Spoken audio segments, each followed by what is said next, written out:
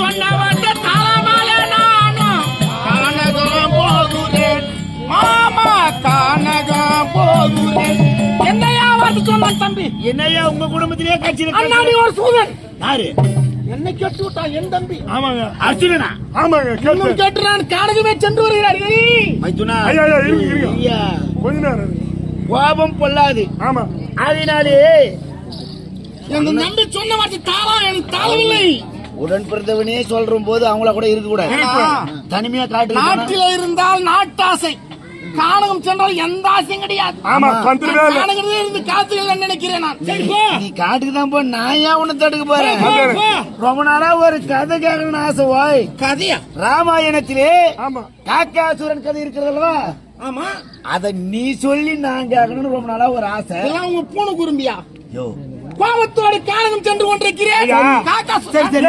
காட்டுக்கு போறீங்க இவரால பார்க்க முடியுமா? நீ முன்னே சொல்லிக் கொண்டே செல், நான் பின்னே கேட்டுக்கொண்டே வருகிறேன். என்னுடைய வழி நான் நடந்து கொண்டே போற வழி மாலை காட்டுக்கு போயிட்டீங்கன்னா மறுபடியும் நான் வந்து கேட்க முடியாது. ஆமா, அதனால போமா சொல்லினே போ, நானும் கேட்டுட்டே போறேன். ஒரு நேரத்திலே கைகேயி வார்த்தை கேட்டு தண்டகாருண்யவனத்தில் தங்கியிருந்தார்களாம். சிற்றனை வார்த்தை சிறமேற்கொண்டு கானகத்தில் இருந்தார்கள். அந்த இடத்திலே சீதி அம்மன் தினந்தோறும் செல்வதாம். ஒரு தடாகத்தில் சென்று நீராடக்கூடிய வழக்கமா? அது வழக்கம் தானே.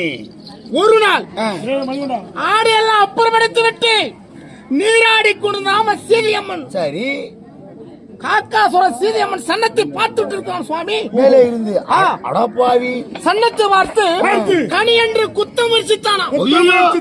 எவ்வளவு பாவம்! ராவணனுக்கு பார்த்து விட்டார், கோபம் வந்து விட்டதாம். கீழே குனிந்தாராம், அரும்பலை எடுத்தாராம், தனியாக காக்காசுரன் மீது எடுத்தாராம். ஆமா, ராமபிரான் தான் கணிச்சு கொடுத்தாரு. இதற்கு காக்காசுரன் என்ன செய்தான்? ஓடோடி வந்தான். இந்த ராமபிரான் பானத்திற்கு யாருமே அவயசம் தர மாட்டார்கள். உலகத்திலே தேவர் மூவரும் இல்லை. அதனாலே ஓடோடி வந்தானாம் காக்காசுரன். என்ன செஞ்சான்? வலஜாரி இடஜாரியாக இடஜாரி வலஜாரிய பாதத்திலே வணங்கி இருக்கிறான். ராமபிரான் பாதத்திலே காக்காசுரன் விழுந்து விட்டான். பாதத்தில் வணங்கி ராமபிரான் என்ன செய்திருப்பான்? அதை பார்த்து விட்டு ஆசீர்வாதம் ஆசீர்வாதம் என்ன மன்னிச்சு விடுங்களா அண்ணா. இது பிறப்புக்கு இறப்புக்கு அசைப்பல்ல ஆழ்த்து விட கூட கடனை மடித்து விட்டு வருகிறோம். அண்ணா தம்பி, சிறியோர் செய்திட்ட பிழையை பெரியவரை நீதான் பொறுக்க வேண்டும். கோபத்துடன் வார்த்தாயா? அந்த கரனை கொன்று விட்டு வா, உன் சபதம் முடியட்டும்.